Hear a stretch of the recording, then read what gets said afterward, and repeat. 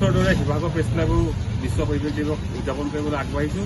আমাৰ মাজত উপস্থিত হৈছে আমাৰ প্ৰেছ ক্লাবৰ উপসভাপতি ডক্টৰ উপলব্ধ ডাঙৰীয়া। আমি উপলব্ধ ডাঙৰীয়াক প্ৰথমতে আমাৰ প্ৰেছ ক্লাবৰ পৰা ফিৰোজ আহমেদ, আমাৰ জ্যেষ্ঠ সাংবাদিক ফিৰোজ আহমেদ ডাঙৰীয়াক এখন চোলাং গামোচাৰে আদৰণি জনাবলৈ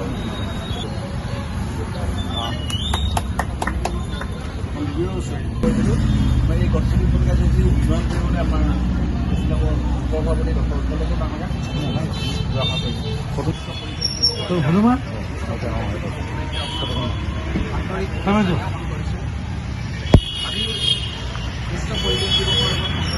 তাৰ যোগেদি আমি জনসাধাৰণক সজাগ কৰিব পাৰোঁ যে প্ৰকৃতিৰ প্ৰতিৰোধৰ কাৰণে আমি প্ৰকৃতিৰ পৰা বহুত বেছি পৰিমাণে আমি সম্পদসমূহ সংগ্ৰহ কৰি আহিছোঁ।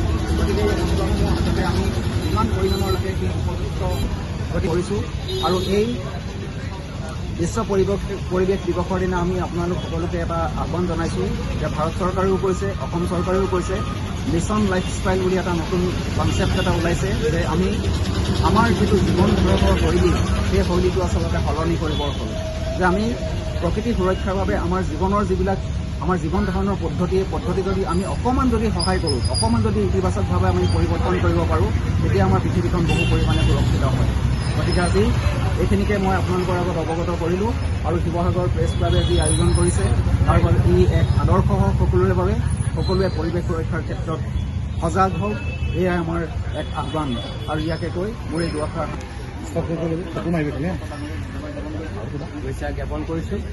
বৰ্তমান অতি সংকটৰ সময়ত আমাৰ পৃথিৱী নামৰ গ্ৰহটো উপস্থিত হৈছেহি। গোলকীয় উষ্ণতা বৃদ্ধি, জলবায়ু পৰিৱৰ্তনৰ যিখিনি সমস্যাৰ কথা বৰ্তমান সকলোৱে গম পাইছে।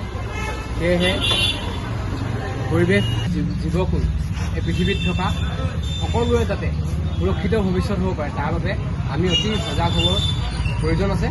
আৰু সেইবাবে আমি অতি সজাগ হ'ব লাগিব। আমাৰ কৰ্মসূত্ৰৰে